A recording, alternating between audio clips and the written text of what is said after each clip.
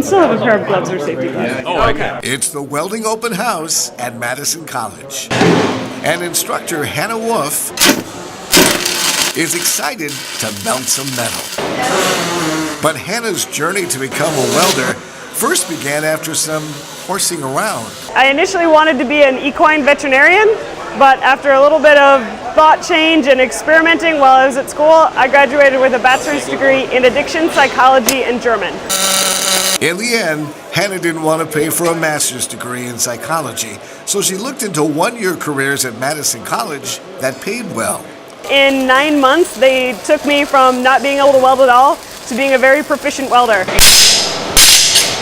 To learn more about this hot career, visit this webpage or call 608-246-6800. For Madison College Minute, I'm Bill Bessett.